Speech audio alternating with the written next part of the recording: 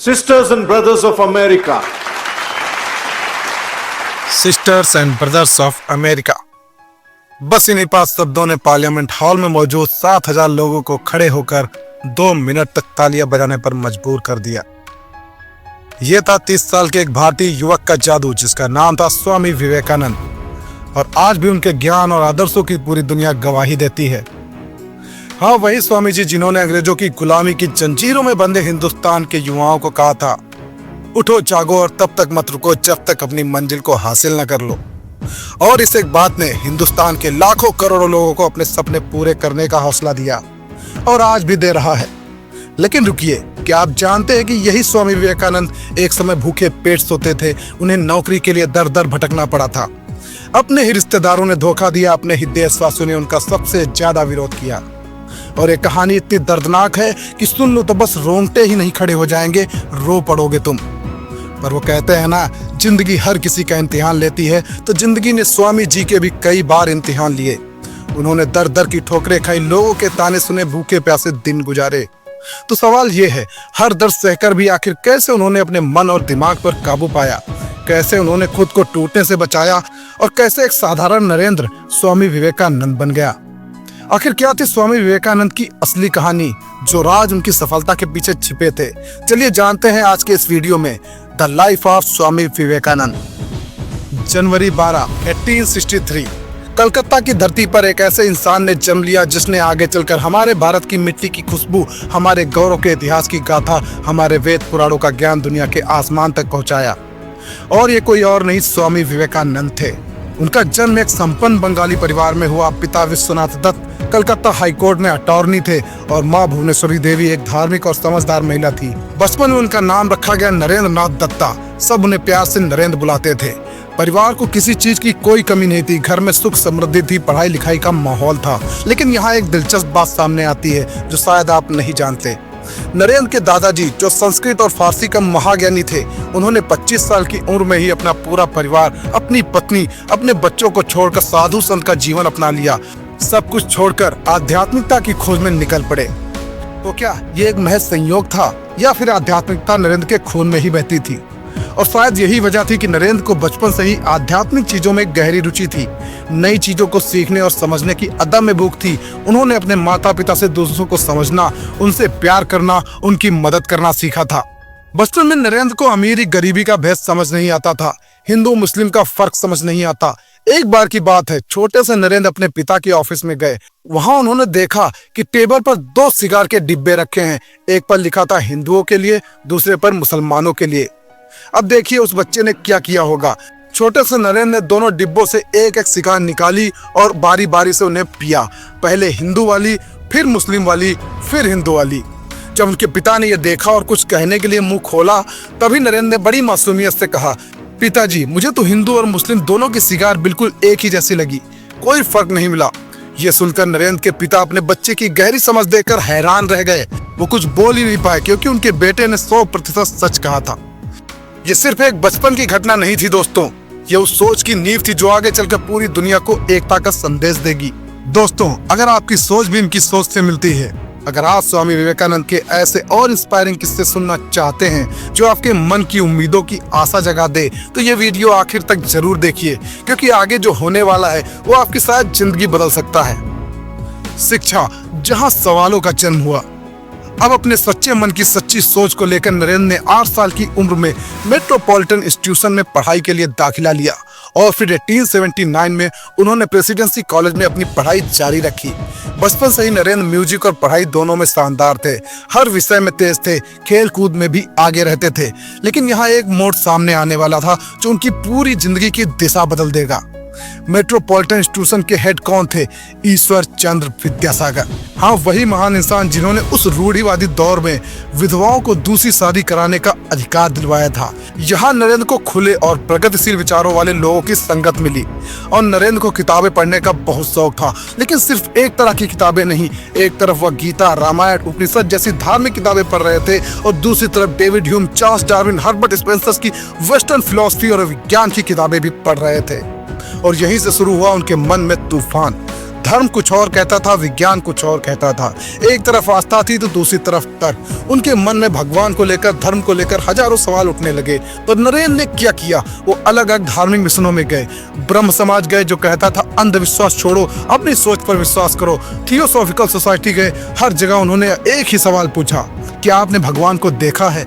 लेकिन किसी ने सीधा जवाब नहीं दिया। सब बस किताबों की बातें करते रहे, दर्शन की बातें करते रहे, पर कोई अपने अनुभव से नहीं बोल पाया। नरेंद्र निराश होने लगे। शायद भगवान है ही नहीं, शायद ये सब सिर्फ कहानियों में है। और फिर एक दिन सब कुछ बदल गया। वो मुलाकात जिसने जिंदगी पलट दी। 1881 की बात है। नरेंद्र की मुलाकात हुई श्री रामकृष्ण परमहंस से, दक्षिणेश्वर काली मंदिर के एक साधारण से पुजारी। नरेंद्र ने सोचा, चलो इनसे भी वही सवाल पूछते हैं, देखते हैं क्या जवाब आएगा। तो नरेंद्र ने पूछा, क्या आपने भगवान को देखा है? और श्री रामकृष्ण का जवाब था, रुकिए, इससे पहले कि मैं आपको बताऊं कि उन्होंने क्या कहा, जरा सोचिए। अगर आपसे कोई ये सवाल पूछे कि आपने भगवान को देखा है, तो आपका जवाब क्या होगा? श्री रामकृष्ण ने बिना एक पल रुके, बिना एक पल सोचे, आंखों में पूरा विश्वास लिए कहा, हाँ बेटा, मैंने देखा है। मैंने भगवान को बिल्कुल वैसे ही साफ साफ देखा है जैसे तुम्हें देख पा रहा हूं। बस मैंने उन्हें और भी गहरे अर्थों में देखा है। नरेंद्र के पैरों तले जमीन खिसक गई। पहली बार किसी ने इतने आत्मविश्वास से, इतनी सच्चाई से अपने अनुभव से बताया था। कोई किताबों की बात नहीं, कोई दर्शन की बात नहीं, सीधा साफ और स्पष्ट जवाब। उस दिन के बाद नरेंद्र बार बार श्री रामकृष्ण के पास जाने लगे, उनके साथ समय बिताने लगे और धीरे धीरे श्री रामकृष्ण ने नरेंद्र को भी वह अनुभव करा ही लिया। उस दिन नरेंद्र ने उन्हें अपना गुरु मान लिया।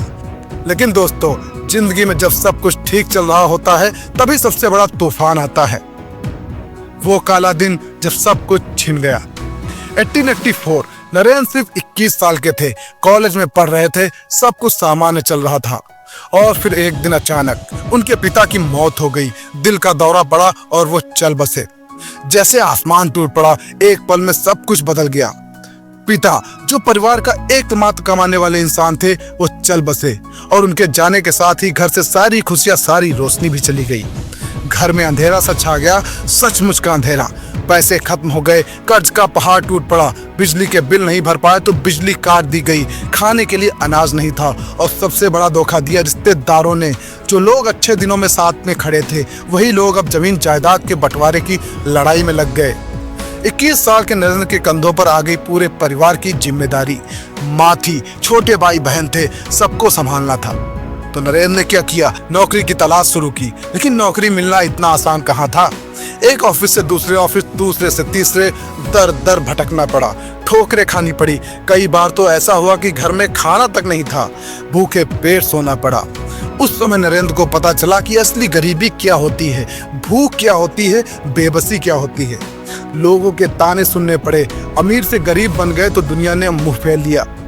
ये वो समय था जब ज्यादातर लोग टूट जाते हैं, हार मान लेते हैं, डिप्रेशन में चले जाते हैं। नरेंद्र भी टूट रहे थे। उनका भगवान पर से विश्वास हिलने लगा। वो सोचने लगे, अगर भगवान है तो इतनी मुसीबतें क्यों दे रहा है। परीक्षा की घड़ी तब आई। वो अपने गुरु श्री रामकृष्ण के पास गए और बोले, गुरुजी, घर में बहुत परेशानी है, खाने के लिए कुछ नहीं है, माँ और भाई बहन भूखे हैं, आप मेरे लिए प्रार्थना कीजिए ना। काली माँ से कहिए कि हमारी परेशानियां दूर करे। श्री रामकृष्ण ने बड़े प्यार से कहा, बेटा, तुम खुद जाकर काली माँ से क्यों नहीं मांगते, तुम्हारी प्रार्थना वो जरूर सुनेगी। आज रात मंदिर में जाओ। और फिर उस रात जो हुआ वो इतिहास बन गया। नरेंद्र मंदिर गए। काली माँ की विशाल मूर्ति सामने थी। दीपक की रोशनी में माँ की आंखें जैसे उन्हें ही देख रही थी। नरेंद्र आगे बढ़े। मन में सोचा, आज माँ से मांगूंगा कि घर की सारी परेशानियां दूर करो, पैसे दो, नौकरी दो। लेकिन फिर कुछ अजीब हुआ। जैसे ही वो माँ के सामने खड़े हुए, उनके मुंह से निकला, माँ मुझे विवेक दो, वैराग्य दो। वो हैरान रह गए, ये क्या बोल गए। पैसे मांगना था, नौकरी मांगनी थी, लेकिन मुंह से निकला विवेक और वैराग्य। वो वापस लौटे। श्री रामकृष्ण ने पूछा, क्या मांगा? गुरुजी, पता नहीं क्यों मेरे मुंह से विवेक और वैराग्य निकल गया। कोई बात नहीं, फिर जाओ। नरेंद्र दूसरी बार गए, फिर वही हुआ, विवेक और वैराग्य। तीसरी बार गए, फिर वही, विवेक और वैराग्य। जब नरेंद्र तीसरी बार वापस आए तो श्री रामकृष्ण मुस्कुरा रहे थे। उन्होंने कहा, बेटा, तुम्हारी असली जरूरत वही है जो तुम मांग रहे हो। पैसे और नौकरी तो आती जाती रहेंगी, लेकिन ज्ञान और वैराग्य यही तुम्हें जीवन में सच्ची शांति देंगे। उस रात नरेंद्र समझ गए कि उनकी असली मंजिल क्या है।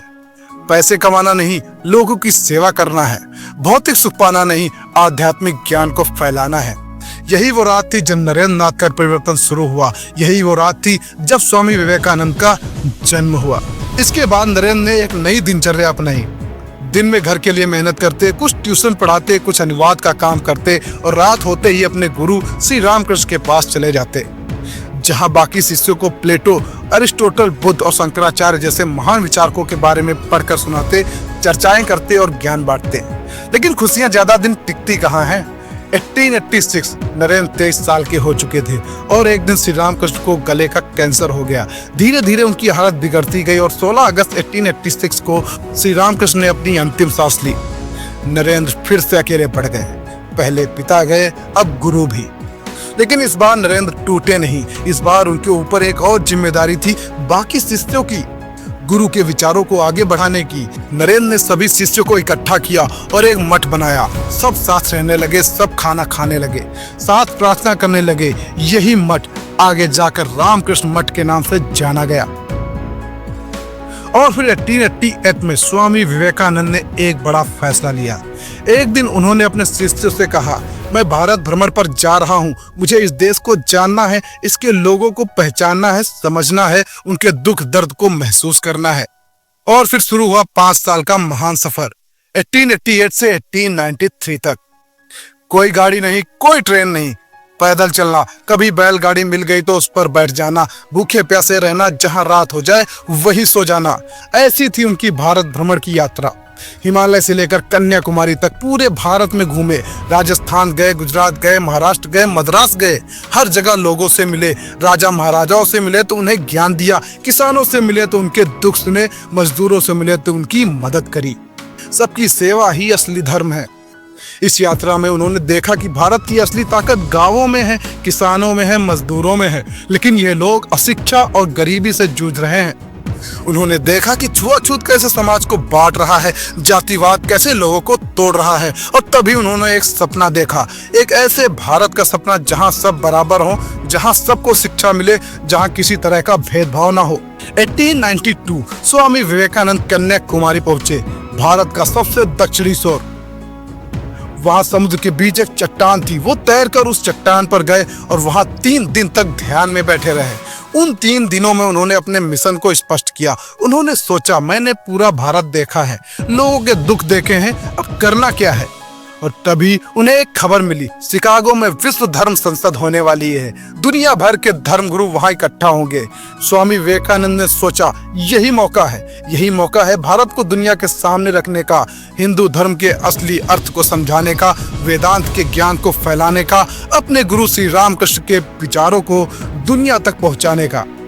लेकिन एक बड़ी समस्या थी, पैसे नहीं थे। पैसा, ये वो संघर्ष है जो किसी ने नहीं बताया। और यहीं से शुरू होती है वो कहानी जो हमने कभी नहीं सुनी, वो कहानी जो हमसे अब तक छुपाई गई। स्वामी विवेकानंद को अमेरिका जाने के लिए पैसों की सख्त जरूरत थी। समुद्री जहाज का टिकट बहुत महंगा था, रहने खाने का इंतजाम भी करना था। लेकिन पैसे आए कहां से? उन्होंने अपने 1894 के पत्र में हरिदास देसाई को लिखा, भारत में मुझे धन कौन देता, इसलिए दीवान जी महाराज मैं अमेरिका आ गया हूँ। सारा धन तो मैं आम लोगों से मांगता था, धनी लोग मेरी बात समझ ही नहीं पाते थे। और सबसे दर्दनाक बात, अमेरिका में भी उनका विरोध हुआ। उसी पत्र में वो आगे लिखते हैं, इस देश में पूरे साल व्याख्यान देने पर भी मुझे धन इकट्ठा करने में सफलता नहीं मिली। फिर आगे व्यथा भरे शब्दों में लिखते हैं, मेरे देशवासी मेरे लिए इतना भी नहीं कर पाए कि अमेरिका के लोगों से कह देते कि मैं बेईमान नहीं, एक सच्चा सन्यासी हूँ। शाबाश मेरे देशवासियों, तुमने भारत में भी मुझे कुछ नहीं दिया और अमेरिका में भी धन नहीं पाने दे रहे।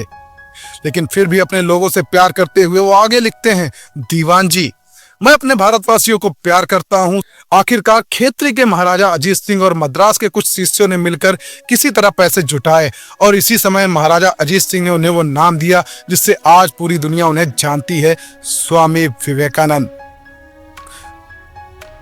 31 मई 1893 इस दिन स्वामी विवेकानंद भारत से रवाना हुए। उनके साथ कुछ पैसे थे, कुछ किताबें थी और एक बड़ा सपना था। जुलाई 1893 में स्वामी विवेकानंद शिकागो पहुंचे। लेकिन वो 2 महीने पहले पहुंच गए। धर्म संसद सितंबर में होनी थी और सबसे बड़ी समस्या थी, उन्हें किसी ने बताया था कि संसद में बोलने के लिए पहले से रजिस्ट्रेशन करवाना पड़ता है, कोई स्पॉन्सर चाहिए, किसी धर्म संस्था का प्रतिनिधित्व चाहिए। स्वामी विवेकानंद के पास कुछ नहीं था, पैसे भी खत्म होने लगे। शिकागो बहुत महंगा शहर था। कुछ लोगों ने उनके कपड़े देखकर मजाक भी उड़ाया। स्वामी जी सोचने लगे क्या गलती कर दी यहाँ आकर। लेकिन तभी उनकी मुलाकात हुई एक दयालु महिला से, मिसेस जॉर्ज हेल। उन्होंने स्वामी विवेकानंद की मदद की और उन्हें धर्म संसद के आयोजकों से मिलवाया।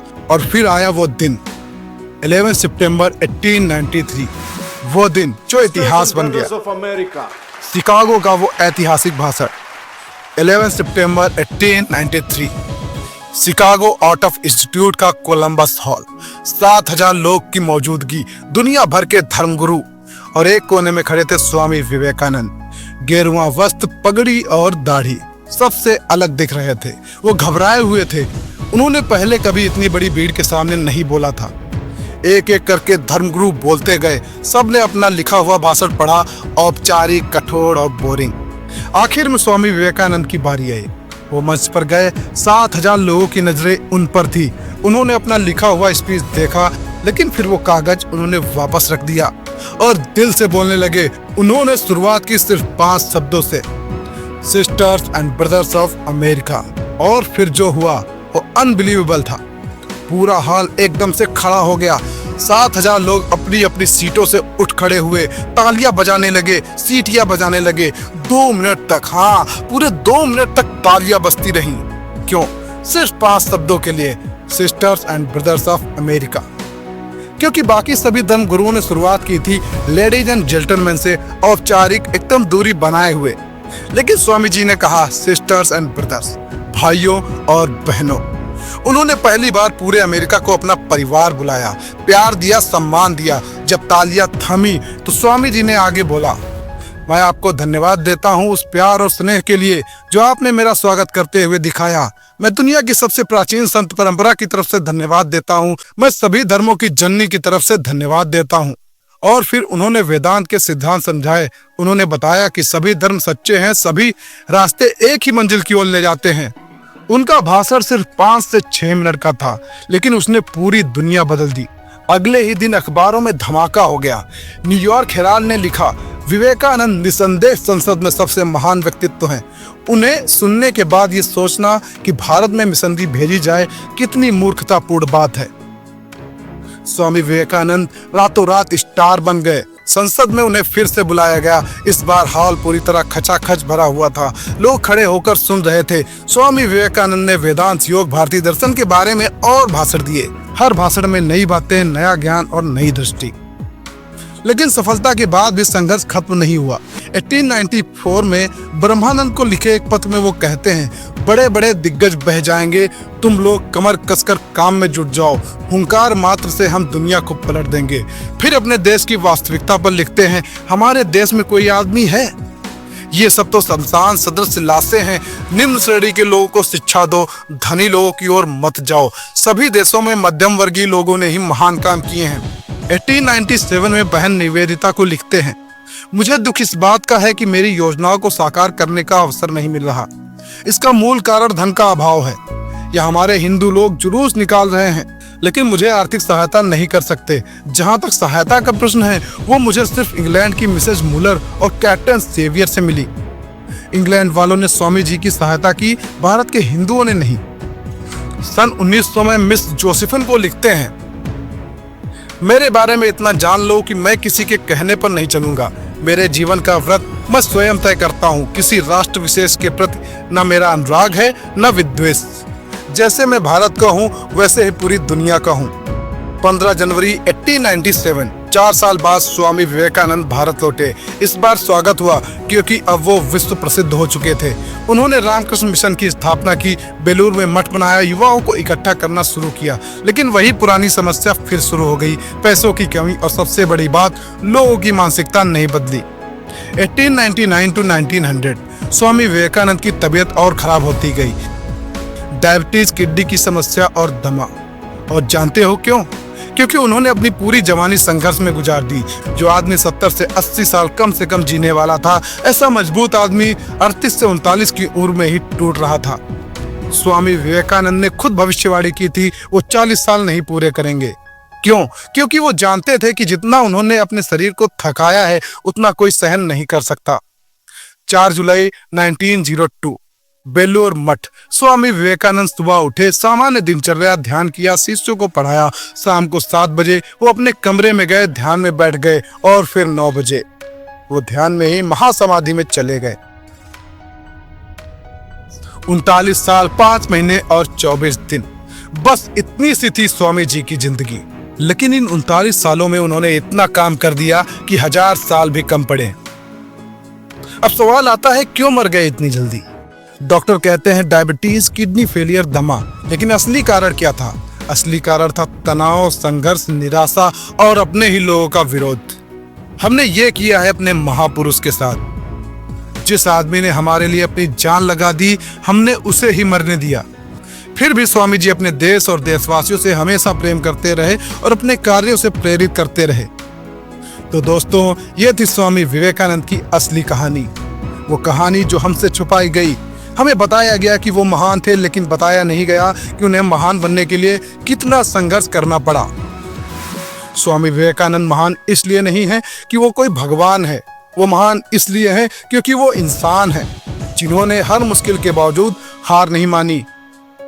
और तुम्हें भी यही करना है, हार नहीं मानना है, चाहे समस्या कैसी भी हो, कितनी भी विकट क्यों ना हो। क्योंकि जैसे स्वामी जी ने कहा था, उठो जागो और तब तक मत रुको जब तक अपनी मंजिल को हासिल न कर लो। याद रखो, अगर वो कर सकते हैं तो तुम भी कर सकते हो। इस वीडियो को लाइक और शेयर करो। स्वामी विवेकानंद की इस कहानी ने आपको कैसे प्रेरित किया? इस कहानी को ज्यादा से ज्यादा शेयर करो ताकि सभी लोगों को पता चल सके कि आखिर स्वामी जी ने उनके लिए क्या क्या किया है, कैसे संघर्ष झेले। तो मिलते हैं अगले वीडियो में, तब तक के लिए उठो, जागो और अपने सपनों को पूरा करने की कोशिश शुरू कर दो। देखने के लिए धन्यवाद। जय हिंद, जय भारत।